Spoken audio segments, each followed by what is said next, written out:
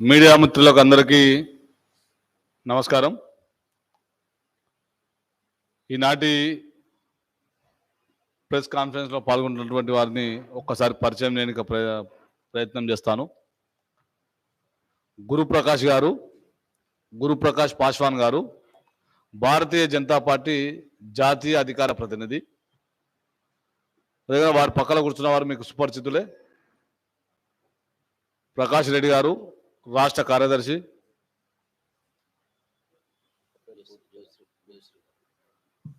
అదే వారి పక్కన ఉన్నవారు జయశ్రీ గారు, రాష్ట్ర కార్యదర్శి. అదేవిధంగా నా పక్కన ఉన్నవారు పెద్దలు ఎస్సీ మోర్చా జాతీయ కార్యదర్శి ఎస్ కుమారన్న గారు. అదేవిధంగా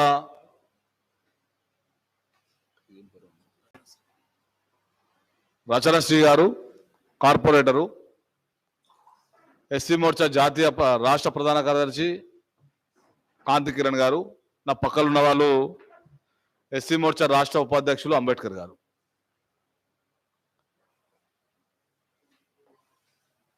ఈరోజు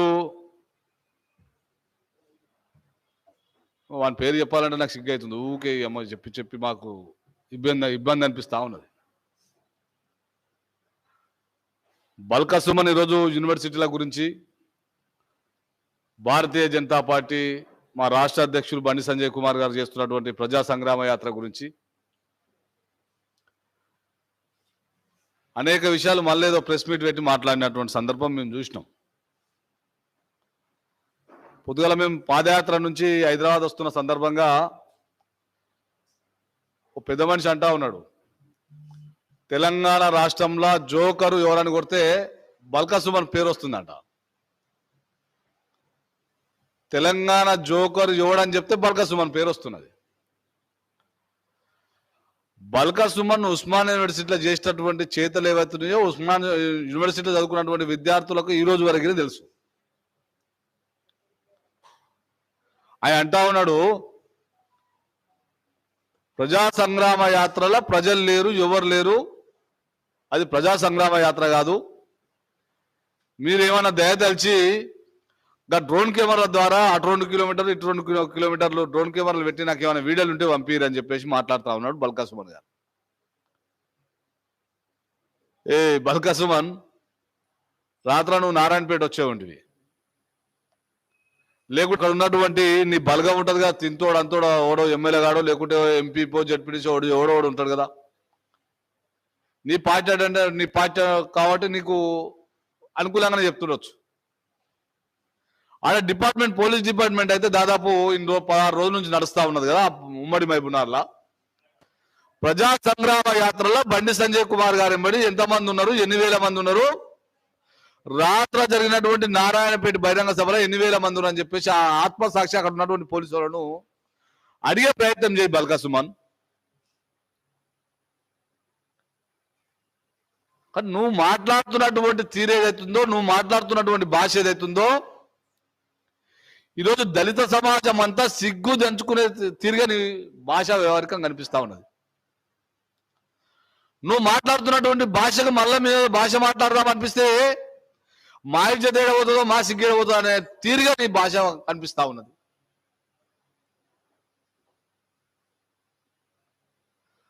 బెదిరిస్తున్నావా తెలంగాణ ఉన్నటువంటి రాజకీయ పార్టీ నాయకులను, భారతీయ జనతా పార్టీ నాయకులను బెదిరించేటటువంటి పరిస్థితి ఈయన వస్తే నువ్వు కాళ్ళు పెట్టి బయట తిరగగలుగుతావా అని చెప్పేసి మేము హెచ్చరిస్తా ఉన్నాం నేను. బల్కా సుమన్, ఇవాళ మంచిర్యాల కాడ నీ అనుచరులను పెట్టి భారతీయ జనతా పార్టీ కార్యకర్తలను కొట్టిపించినవాట. మేము ఈయన కొట్టుడు స్టార్ట్ చేస్తే నువ్వు ఇప్పుడు ప్రెస్ మీట్లా మా సార్ చెప్తే కొడతాం, మా సార్ చెప్తే ఇంటిస్తే మేము ఎవరిని తిరగనియము, ఈ రాష్ట్రంలో మొత్తం కొట్టుకోమే ప్రయత్నం చేయాలి. మాకు ఒకటి చెప్పాల్సిన అవసరం లేదు, నీకు ఒకటి చెప్పాలేమో. మాకు ఈయన కొట్టాలనిపిస్తే మాకు ఒకటి చెప్పాల్సిన అవసరం లేదు. మిమ్మల్ని బయటికి కాదు కదా ఉరికిచ్చి కొట్టే రోజులు దగ్గర పడతాయని చెప్పేసి నేను హెచ్చరిస్తా ఉన్నాను. ప్రజాస్వామ్యబద్ధంగా నడిపేయాల్సినటువంటి వ్యవస్థ ఏదైతే నాశనం చేసే పరిస్థితి ఈరోజు నీ వల్ల ఏర్పడుతున్నది. నీ కాన్స్టిట్యున్సీలా, నీ జిల్లాల భారతీయ జనతా పార్టీ కార్యకర్తలు ఏదో కొట్టాలని ప్రయత్నం చేసే ప్రయత్నం ఏదైతున్నదో అది ఒక సిగ్గుమాలిన చర్య. దాడులు చేయాలనే ప్రయత్నం ఏదైతుందో మానుకో. కానీ ఇప్పటికైనా హెచ్చరిస్తా ఉంటాం నిన్ను, నీ భాష తీరు మార్చుకోకుంటే, నీ పదజాలం మార్చుకోకుంటే నీకైనా డబల్ మాట్లాడతామని చెప్పి నేను హెచ్చరిస్తా ఉన్నాను. నువ్వు ఒక్కటంటే 10 అడిగే 10 రకాలుగా మాట్లాడే శక్తి మాట్లాడున్నది. ఆ రకంగా మాట్లాడే ఉద్దేశం మాది కాదని చెప్తా ఉన్నాం. నువ్వు ఒక ఎమ్మెల్యే తిరిగి ఉంటేనే మంచిది. మేము బాడకం అనగలుగుతాం, భోజలికి అనగలుగుతాం, ఇంకేమనగలుగుతాం. మా సంప్రదాయం, మా సంస్కృతి అది కాదు. మా పార్టీ మాకు అది నేర్పలే. అని మీ ముఖ్యమంత్రిగా చెప్పినట్టున్నది. ఇలా నువ్వు మాట మాట్లాడినావు, నా బాడీలో ఏదైనా ఇంటికి ఏదో మాట్లాడుతున్నాడు. మీ అమ్మ సిగ్గుండాల కొడుకానికి ఇద్దరన్నా. ఏం మాట్లాడుతున్నావు? సోయుని మాట్లాడుతున్నావా, లేకపోతే ఏమైనా తాగి మాట్లాడుతున్నావా? ఆ భాష ఖచ్చితంగా తాగినోడే మాట్లాడుతున్నాడు, ఎవడు మాట్లాడాడు. లవంగకు తంబాకు తేడా తెలియనాడు. ఎట్లా ఎమ్మెల్యే అయినావో, ఎట్లా గెలిపించుకున్నాను నాకు ఆ ఏరియాలో. ఏం నువ్వు మాట్లాడుతున్నటువంటి పదాలు ఏవైతున్నాయో, నువ్వు యూనివర్సిటీలో చదువుకున్నా చెప్తున్నావు కదా. ఒక యూనివర్సిటీలో చదివినటువంటి విద్యార్థి, యూనివర్సిటీ చదువుతున్నటువంటి నాయకుడు ఈ రకంగా మాట్లాడతాడా? అదే రకంగా మాట్లాడే భాష. మరి రాష్ట్ర అధ్యక్షుడు చూడాలి, నీకు వణుకు పుడతా ఉన్నది, భయం అవుతా ఉన్నది. అవు జరిసేపు అనుకో, నీకెందుకు భయం అవుతుంది? అంత నీకేం నొప్పులు వేస్తా ఉంది అట్లా? మీ సార్ నొప్పులు ఏమన్నా చూసి నువ్వు వచ్చి మాట్లాడుతున్నావు ఏంది? మీ చిన్న సార్కి ఏమన్నా నొప్పులు వేసి వచ్చి నువ్వు మాట్లాడుతున్నావు ఏంది? బిడ్డ బల్కా సుమన్, రాబోయే రోజుల్లో ఖచ్చితంగా భారతీయ జనతా పార్టీ రాష్ట్రంలో అధికారం రావడం ఖాయం. మీ అందరిని తొక్కి కొట్టించడం ఖాయం అని చెప్పేసి హెచ్చరిస్తా ఉన్నావు. ఇలా అధికారం ఉందని చెప్పేసి మాట్లాడుతూ ఉన్నావు. అధికారాలు శాశ్వతం కావు, అధికారాలు శాశ్వతం కాదు. మళ్ళా గుర్తుంచుకో. నువ్వు అదే యూనివర్సిటీలో ఏదైతే చదువుకున్నటువంటి యూనివర్సిటీలో ఏదైతుందో, నీకు నిజంగా దమ్ముంటే ఏం చర్చకు వస్తావో రావని మళ్ళా మిమ్మల్ని ఆ యూనివర్సిటీకి రమ్మని చెప్పేసి హెచ్చరిస్తా ఉన్నాం. కానీ ఇది పద్ధతి కాదు. ఈ రాష్ట్రం తెచ్చుకున్నటువంటి తెలంగాణ రాష్ట్రం ఏదైతున్నదో, ఈరోజు నీ వల్ల, మీ సారు వల్ల, మీ చిన్న సారు వల్ల తెలంగాణ వస్తుందా అని చెప్పేసి మాకు భయం అనిపిస్తా ఉన్నది. అరే ప్రెస్ మీట్లు పెట్టేటప్పుడు అవతల పార్టీలో మాట్లాడే భాషా విధానం ఏదైతుందో మార్చుకోవాలి. ఇది పద్ధతి కాదు. మేము ఇలా మాట్లాడడం స్టార్ట్ చేస్తే నీ చెవులు మొత్తం రక్తం వెళ్తాయి బిడ్డ, ఖచ్చితంగా చెప్తా ఉన్నాం. మరి ఇది పద్ధతి కాదు. మా ప్రజా సంగ్రామం ఏదైతుందో డోర్లతో కాదు, ఇంకా దేనికైనా మీకు పంపిస్తాం ఖచ్చితంగా. నువ్వు నాడు వచ్చి చూసిపో, మారువేషంలోనే వచ్చి చూసిపో ఎంతమంది ఉన్నారో ఏ కదా అని చెప్పేసి. లేకపోతే నువ్వు నిజంగానే వస్తే పట్టుపట్టు కొడతారు ఆ మహబూబ్నగర్లో వచ్చి. మహబూబ్నగర్ దగ్గర నువ్వు వచ్చి తిరిగితే కొడతారు నేను. ఎందుకంటే అక్కడ ఉన్నటువంటి మీ పార్టీ నాయకులు, మీ పార్టీ లీడర్ మాట్లాడుతున్నానికి దానికి చాలా తేడా ఉన్నది. మీరు తిరిగే ప్రయత్నం చేస్తే మీకే ఇబ్బంది జరుగుతూ ఉంటుంది. మా ప్రజా సంగ్రామ యాత్ర ప్రజల కోసం జరుగుతున్నటువంటి ప్రజా సంగ్రామ యాత్ర. ఈరోజు మా రాష్ట్ర అధ్యక్షుడు పెద్ద ఎత్తున ప్రజా సంగ్రామ యాత్ర జరుగుతూ ఉంటుంది. మిగిలిన క్షేత్రయాత్ర రేపు ఎల్లుండి వచ్చి చూస్తే బాగుంటుంది. లేకుంటే మీ దగ్గర ఉన్నటువంటి అధికారుల ద్వారా ఎన్ని వేల మంది వస్తారు ఏం కథ అని చెప్పేసి తెలుసుకుంటే మంచిగా ఉంటుంది. ఆ రకంగా డ్రోన్ కెమెరాలు కాదు, ఏదో రకంగా మేము మీకైతే ఆ విజువల్ పంపించే ప్రయత్నం మేము చేస్తాం. ధన్యవాదాలు. ఇప్పుడు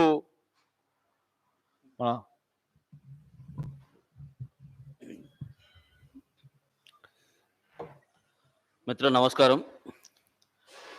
నిన్నగాక మొన్న ఖమ్మంలో ఏ రకంగానైతే సోషల్ మీడియాలో పోస్టులు పెట్టిండని చెప్పి ఒక ముఖ్యకారమైన టీఆర్ఎస్ పార్టీ దాదాపు అదే లాంటి సంఘటన కూడా ఈరోజు చెన్నూరులో జరిగింది. చెన్నూరు నియోజకవర్గ ఇన్ఛార్జ్ అయినటువంటి భారతీయ జనతా పార్టీ మంచిర్యాల జిల్లా ప్రధాన కార్యదర్శి అందుగుల శ్రీనివాస్ మరియు మిత్రులందరూ కలిసి భారతీయ జనతా పార్టీ పైన, నాయకుల పైన ఇష్టానుసారంగా చెడు పోస్టులు పెడుతూ ఉంటే చట్ట ప్రకారము చర్యలు తీసుకోవాల్సిందిగా కోరుతూ చెన్నూరు పోలీస్ స్టేషన్లో దరఖాస్తు ఈరోజు ఉదయం ఇస్తారు. ఆ విషయం తెలుసుకున్న మరి ఎమ్మెల్యేగా ఉన్నటువంటి మాజీ ఎంపీ ఎమ్మెల్యే అయినటువంటి బాల్క సుమన్ గారు అనుచరులందరినీ దాదాపు 150 మందిని పంపించి భారతీయ జనతా పార్టీ నాయకులందరినీ కూడా దాడి చేసి గాయపరుస్తుంది. అక్కడ మిర్చి పంటను పరిశీలిస్తుంటే పోలీసుని పక్కన ఉన్నటువంటి వెళ్తే గుండాలందరినీ పంపించి కారును ధ్వంసం చేయడమే కాకుండా తలలు పగిలేలాగా కొట్టిన ఘటన ఈరోజు జరిగింది. ఇది తెలంగాణ రాష్ట్రంలో రాజకీయం ఎటుపోతున్నది. అధికారంలో ఉన్నటువంటి ముఖ్యమంత్రి గారి డైరెక్షన్లోనే, కేసీఆర్ గారి డైరెక్షన్లోనే ఇదంతా జరుగుతున్నదని చెప్పి మేము భావిస్తున్నాం. ప్రతి ప్రెస్ మీట్లో మేము దాడులు చేస్తాం, మేము దాడులు చేయడానికి సిద్ధంగా ఉన్నాం, మాకు వ్యతిరేకంగా ఎవరైనా మాట్లాడితే ఊరుకునేది లేదు, ఊర్లో తిరగనివ్వము, ఎక్కడ పడితే అక్కడ దాడులు చేస్తాము, బహిరంగంగా ప్రకటిస్తే వారిని అదుపులో పెట్టుకోవాల్సిన ముఖ్యమంత్రి ఈరోజు దాడులు చేస్తున్నారంటే కారణము ముఖ్యమంత్రి చేయిస్తున్నాడు ఇవన్నీ దాడులు కూడా. వీళ్ళంతా ఆల్సేషన్ డాగులాగా అక్కడక్కడ మొరుగుతున్నారే కానీ చేసేది కర్త కర్మ క్రియ అంతా కూడా రాష్ట్ర ముఖ్యమంత్రి కేసీఆర్ అని చెప్పని ఈ సందర్భంగా మేము చెప్తున్నాం. వడ్లను వరిధాన్యాన్ని పరిశీలించడానికి పోతే దాడులు, సోషల్ మీడియాలో పోస్టులు పెడితే దాడులు, చట్టపరంగా కంప్లైంట్ చేయబోతే దాడులు, మీ మీద ఏదైనా మాట్లాడితే దాడులు. ఏం సంస్కృతి ఇది నీది? ఏం సాధించావు తెలంగాణ తీసుకొచ్చి? తెలంగాణలో భాగస్వాములందరినీ కూడా రక్తము కళ్ళాన చూడడమే మీ పని. ఇది మార్చుకోవాల్సిన అవసరం ఉన్నది. ఇది మార్చుకోకపోతే తప్పకుండా ప్రజాస్వామ్యంలో బుద్ధి చెప్పాల్సి వస్తుంది. రెండవ ప్రజా సంగ్రామ చేస్తున్నటువంటి బండి సంజయ్ గారి యాత్ర చూసి మీ పీఠాలు కదిలిపోతున్నాయి. ఎక్కడికక్కడ ప్రజలు పాలమూరు జిల్లాలో వేలాది మంది తరలి రావడమే కాదు, తనతో అడుగులేసి నడుస్తున్నారు, వారి కష్ట సుఖాలు చెప్పుకుంటున్నారు, వారిని అందరూ కూడా ఓదారుస్తున్నారు. అంతకు మించి ఏం జరుగుతున్నది? మీకే కదా భయం అవుతున్నది. అక్కడ వారిని చూసినా కొద్దీ ఈ రాష్ట్ర వ్యాప్తంగా తిరిగినట్టయితే ప్రజలందరూ కూడా మీకు తిరగబడి జవాబు చెప్తారు. భయంతో ఇటువంటి ఏదో ఒక హింసాత్మకమైన వాతావరణం తీసుకున్నట్టయితే అశాంతి నెలకొరుతుంది. అశాంతి నెలకొరవడం వల్ల మాకు పేరు వస్తుంది, లేదా భారతీయ జనతా పార్టీ మీద నెపం చేసే ఆలోచనతో చేస్తున్నారు. ఇప్పటికైనా భారత రాజ్యాంగంలో ఆనాడు డాక్టర్ బిఆర్ అంబేద్కర్ గారు మనకు రాజ్యాంగంలో కల్పించిన ఎస్సీ నియోజకవర్గాలు ఉండడం వల్ల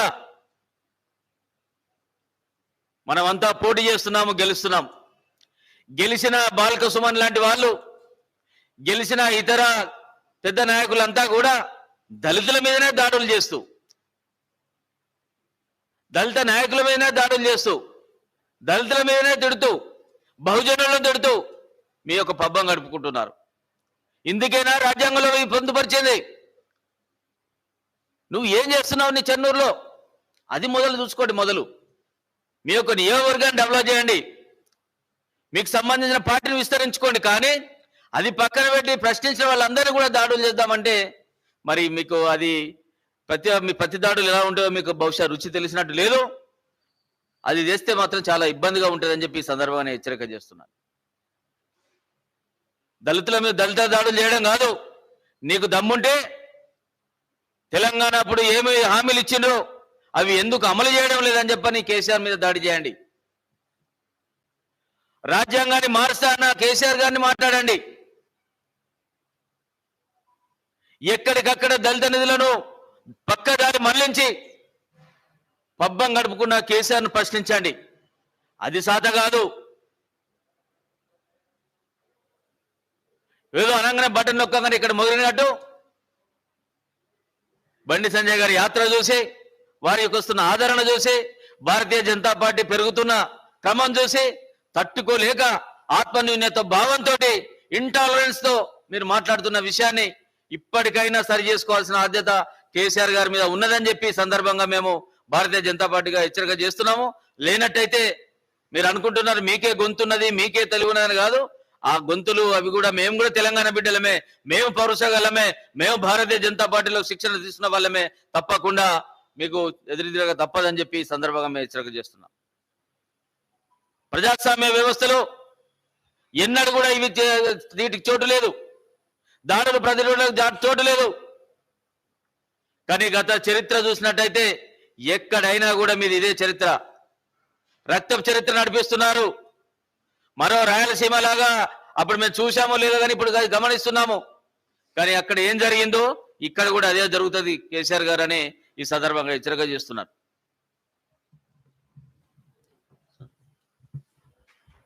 ఇప్పుడు మా ముందు నేషనల్ స్పోక్స్ పర్సన్ సంజయ్ మాట్లాడతారు.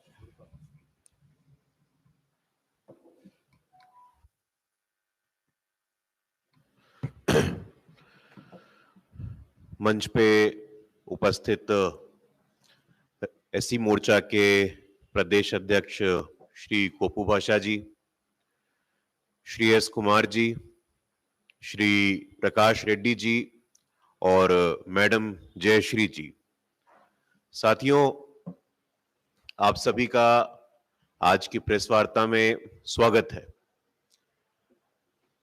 तेलंगाना में वर्तमान में जो 3 प्रमुख चीजें जो एक आम दर्शन के दौरान हम लोगों को प्रतीत होता है, सबसे महत्वपूर्ण जो आज हमने देखा कि देश की राजधानी दिल्ली में जुडिशियल रिफॉर्म्स, न्याय सुधार, न्याय व्यवस्था में क्या सुधार की आवश्यकता है, इसको लेकर के दिल्ली के विज्ञान भवन में एक बैठक का आयोजन है। इस बैठक का संबोधन देश के यशस्वी प्रधानमंत्री आदरणीय मोदी जी ने किया। इस बैठक में पार्टिसिपेंट के रूप में अलग अलग स्टेट के चीफ जस्टिस, लगभग हर स्टेट के मुख्यमंत्री उपस्थित थे और इस बात पे चिंता हो रही थी, इस बात पे विमर्श हो रहा था कि हमारे न्याय व्यवस्था में क्या कमियां हैं और आम व्यक्ति को जो देश में है, जो हमारे देश के नागरिक हैं, उन तक न्याय कैसे पहुंचे, जस्टिस कैसे डिलीवर कर पाए, इस पे आकलन हो रहा था। लेकिन बहुत ही दुखद है और बहुत ही दुर्भाग्यपूर्ण है कि ऐसे संवैधानिक व्यवस्था में एकमात्र ऐसे मुख्यमंत्री, तेलंगाना के एकमात्र ऐसे मुख्यमंत्री जो कि इस बैठक में उपस्थित नहीं हुए, दिस इज वेरी अनफॉर्चुनेट। ये किस प्रकार की मर्यादा है मुझे समझ में नहीं आता है। जब देश की बात होती है, जब संविधान के आदर्शों की बात होती है, जब संविधान के मूल्यों की बात होती है, जब आम लोगों के विकास और न्याय की बात होती है, तो राजनीतिक दलों के इंटरेस्ट से ऊपर उठ करके, चाहे आप किस भी पॉलिटिकल पार्टी में हो, लेकिन देश के विषय पे मंत्रणा हो रही है जब जुडिशियरी के लोग हैं, एग्जीक्यूटिव के लोग हैं, लेजिस्लेचर के लोग हैं, आप सबको यहां इकट्ठा होना था और न्याय व्यवस्था की सुधार पे बातचीत करनी थी। उस दिन आप अनुपस्थित होकर के, आप एब्सेंट होकर के क्या संदेश देना चाहते हैं, मैं पूछना चाहता हूं। मुझे लगता है कि ये अप्रैल का महीना है और अप्रैल का महीना हम देशवासियों के लिए बहुत महत्वपूर्ण होता है। अप्रैल में ही हम भारत रत्न संविधान के निर्माता बाबा साहेब अंबेडकर की जन्म जयंती मनाते हैं। बाबा साहेब अंबेडकर ने संविधान तो बनाया और संविधान के आदर्शों को भी बनाया, जो हमारे कॉन्स्टिट्यूशन के वैल्यूज हैं, जो हमारे कॉन्स्टिट्यूशन के इंस्टीट्यूशंस हैं, और उसी संविधान की अवमानना करते हुए, उस संविधान आदर्शों को अपमानित करते हुए आप इस बैठक में अनुपस्थित हुए हैं। आपने बाबा साहेब के विरासत के साथ अन्याय किया है, बाबा साहेब के लोगों के साथ अन्याय किया है। आपको आत्मचिंतन करने की आवश्यकता है। आपको इंट्रोस्पेक्शन करना पड़ेगा कि आप बाबा साहेब के नाम पे राजनीति करते हैं। मुझे आज भी याद आता है कि चुनाव होने से पहले आप ये नारा दे देते थे, दलित मुख्यमंत्री, दलित मुख्यमंत्री? कहां गया दलित मुख्यमंत्री आपका? सिर्फ वोट लेने के लिए दलित मुख्यमंत्री होता है। हम सब भारतीय जनता पार्टी के सम्मानित कार्यकर्ता हैं साथियों, और इस भूमि के हम लोग कृतज्ञ हैं, इस भूमि के हम आभारी हैं कि किसी दलित व्यक्ति को सम्मान देकर के किसी राष्ट्रीय पार्टी का राष्ट्रीय अध्यक्ष बनाया तो स्वर्गीय बंगारू लक्ष्मण जी को भारतीय जनता पार्टी ने बनाया। ये भारतीय जनता पार्टी में ही संभव था कि भारतीय जनता पार्टी की केंद्र में सरकार आती है और इसी भूमि के जीएमसी बाल योगी जी को एनडीए की सरकार में लोकसभा का प्रथम दलित स्पीकर बनाया जाता है। और आज क्या हो रहा है? सिर्फ दलितों के नाम पे आप वोट बैंक की राजनीति करना चाहते हैं, आप सिर्फ दलितों का वोट प्राप्त करना चाहते हैं, उनको शासन में प्रशासन में भागीदारी नहीं देना चाहते हैं, उनको सम्मान नहीं देना चाहते हैं। आज जो आपने किया है, आज आप उस बैठक में अनुपस्थित रह करके ना ही सिर्फ संविधान का अवमानना किया है, बल्कि बाबा साहेब अंबेडकर की आत्मा को भी आपने ठेस पहुंचाने का काम किया। मैं बताना चाहता हूं साथियों, मुझे बहुत दुख होता है, मुझे बहुत पीड़ा होती है कि आप इतने वर्षों से मुख्यमंत्री हैं, आज तक इतने सारे अंबेडकर जयंती निकल गए। पुण्यतिथि के दिन 6 दिसंबर को हम सब बाबा साहेब को स्मरण करते हैं, उनको श्रद्धांजलि अर्पित करते हैं। आज तक एक बार भी आप बाबा साहेब को श्रद्धांजलि देने तक नहीं गए। 14 अप्रैल भी भूल गए, 6 दिसंबर भी भूल गए, लेकिन यह देश नहीं भूलेगा, तेलंगाना की जनता नहीं भूलेगी जिस प्रकार आपने वंचितों का अपमान किया है। हम जानते हैं कि किस प्रकार आप अभी भी सचिवालय नहीं जाते हैं, आप सेक्रेटेरिएट नहीं जाते हैं, आपको कोई मतलब नहीं है, सिर्फ और सिर्फ परिवार की राजनीति। अभी आपका जो बैठक हुआ था प्लीनरी सेशन, मैं देख रहा था, तेलंगाना राष्ट्रीय समिति से भारतीय राष्ट्र समिति बनाना चाहते हैं। अरे आपकी तो बहुत संकीर्ण मानसिकता है, बहुत रिस्ट्रिक्टेड माइंडसेट है आपका। आपको अपने परिवार के आगे कोई दूसरा व्यक्ति नहीं दिखता है। क्या सामाजिक न्याय की बात करिएगा आप? मैं तो बिहार से आया हूं, अभी कुछ दिनों पहले बिहार के हमारे नेता विपक्ष तेजस्वी यादव यहां होके गए थे। सुनने में आ रहा है कि कोई राजनीति का नया तड़का लगा रहे हैं ये लोग। ये सब शुद्ध रूप से अपराधी, भ्रष्टाचारी, परिवारवादी लोग हैं। इनका संविधान के मूल्यों में, संविधान के आदर्शों में कोई आस्था नहीं है। सामाजिक न्याय हो तो किसका हो? मेरा हो, मेरे परिवार का हो। अपने परिवार के आगे इनको कोई दूसरा व्यक्ति नहीं दिखता है, और ये तेलंगाना की जनता, देश की जनता जानती है। अभी हम लोगों ने देखा किस प्रकार, अभी हमारे साथी ने भी चर्चा की कि भारतीय जनता पार्टी के डिस्ट्रिक्ट प्रभारी हमारे श्रीनिवास जी के ऊपर आक्रमण होता है। लोकतंत्र में हिंसा का कोई स्थान नहीं होना चाहिए। पॉलिटिक्स में हिंसा होनी चाहिए संविधान के आदर्शों के साथ, संविधान के मूल्यों के साथ, कॉन्स्टिट्यूशनल मेथड्स के साथ। जो संविधान में तौर तरीके मेंशन्ड है, आपका हमसे विरोध है, आप बात करिए, आप चर्चा करिए, आप संवाद करिए। आप ना तो सचिवालय आते हैं, ना विधानसभा आते हैं, ना कभी हाउस में आपने कोई चर्चा की है। आप चर्चा से भागना क्यों चाहते हैं? लोकतंत्र में, संविधान में, बाबा साहब के मूल्यों में, बाबा साहब के आदर्शों में आपकी आस्था क्यों नहीं है, हम पूछना चाहते हैं। हर जगह से आप भागते हैं। कभी अगर आपकी हिम्मत हो तो हम आपको खुली चेतावनी देते हैं कि तेलंगाना के विकास के मुद्दे के ऊपर आइए, विकास के मुद्दे पे हम बातचीत करें, चर्चा करें। चर्चा से भागने से बात नहीं बनेगी। और इस प्रकार जो आक्रमण और हिंसा की राजनीति पे आप आज उतारू हो गए हैं, ध्यान रखिएगा, तेलंगाना की जनता सब देख रही है और आपको अगले चुनाव में माकूल जवाब देने को तैयार है।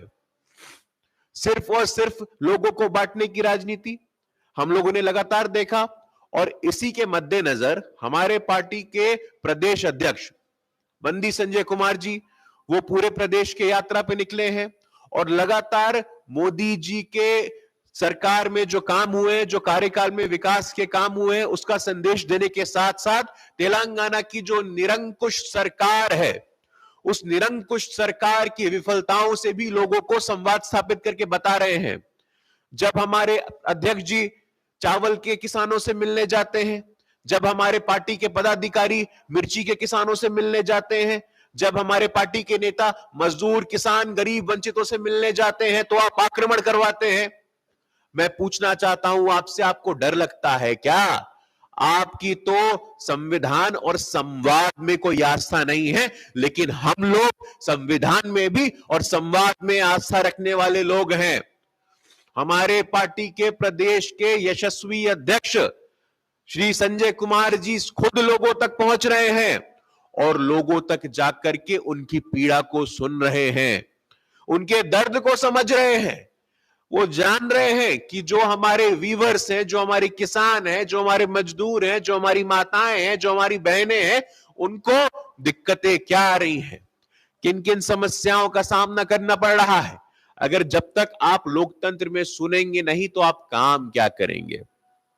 लोकतंत्र में सुनना और सुनाना दोनों आवश्यक होता है। और देश के प्रधानमंत्री ने लगातार कहा है कि भाई आप आज सत्ता में हैं, आप शाश्वत तो सत्ता में नहीं रहने वाले हैं। कल आप विपक्ष में बैठिएगा तो किस प्रकार का व्यवहार आप एक्सपेक्ट करना चाहते हैं? किस प्रकार आप इस प्रकार अपनी वाणी में थोड़ी विनम्रता आपको लाने की आवश्यकता है।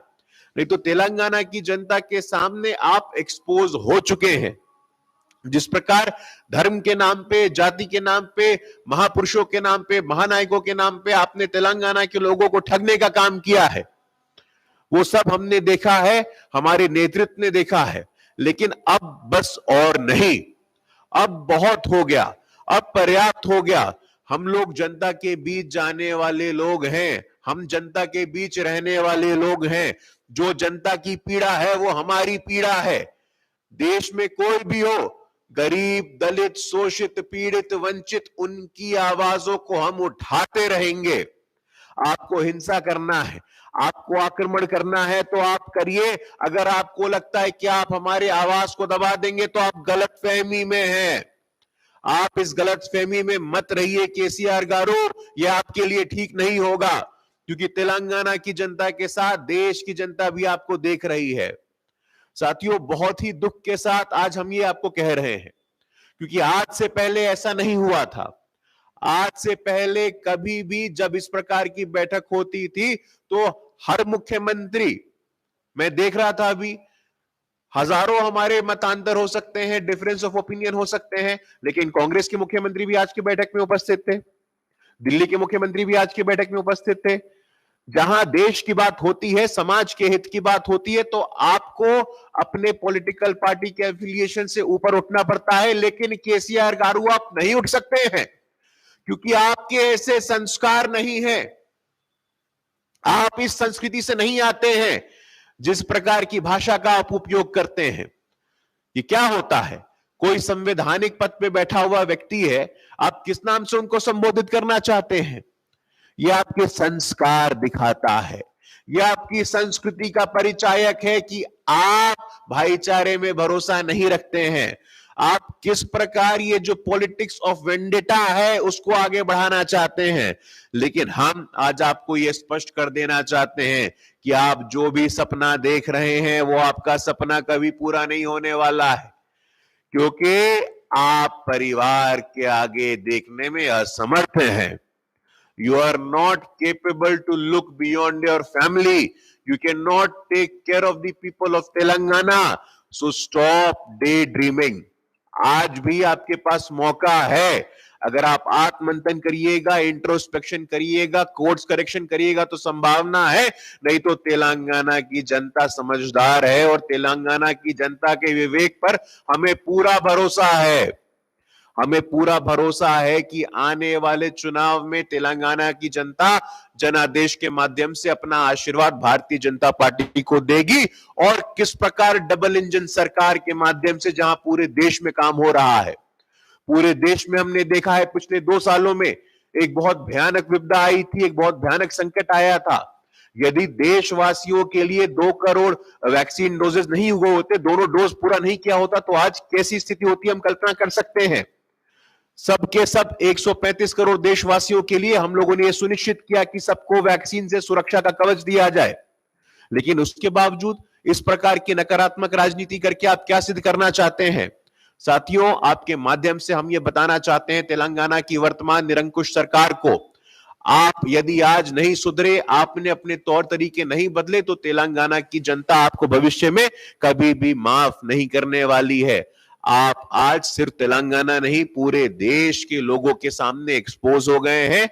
जो आपकी असंवैधानिक मानसिकता है, अनकॉन्स्टिट्यूशनल स्पिरिट है, जो आपकी परिवारवादी मानसिकता है, फैमिली बेस्ड स्क्यूड माइंडसेट है, आज उस कारण आप पूरे देश के सामने एक्सपोज हो गए हैं।